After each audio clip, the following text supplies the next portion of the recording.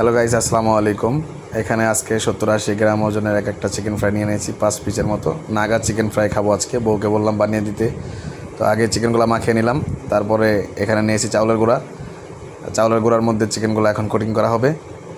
সুন্দর করে মাখানো হচ্ছে। সুন্দর করে মাখিয়ে তারপরে আমরা এটাকে আবার ডিমের মধ্যে মাখাবো। মাখানোর পরে ডিম থেকে উঠিয়ে নিয়ে আবার আমরা চাউলের গুঁড়ার মধ্যে এটাকে কোটিং করবো সুন্দর করে। তারপরে হয়ে গেল। তারপরে এই যে টকবকা তেল গরম হচ্ছে, টকবকা তেল এটার মধ্যে ছেড়ে দেব। এই যে কত সুন্দর করে ভাজা হচ্ছে, দেখতে থাকেন। আপনারা চাইলে বানিয়ে খেতে পারেন বাসায়। এই যে হচ্ছে চিকেনগুলা, এই যে ব্রাউন কালার হয়ে গেছে। তো আমরা এটাকে সব মিলে 7-8 মিনিট অথবা 10 মিনিট ভাজলেই হবে।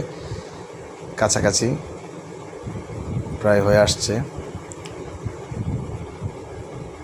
অবশেষে আমাদের চিকেন ফ্রাইগুলো ভাজা হয়ে গেল। অনেক সুন্দর হয়েছে এবং অনেক ক্রিস্পি মজা হয়েছে।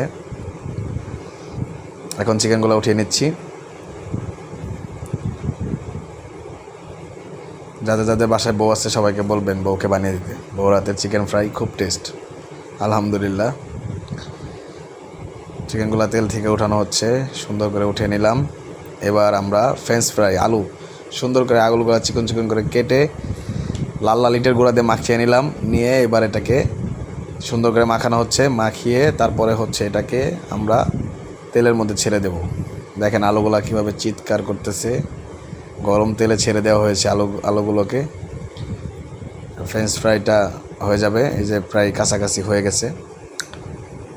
তো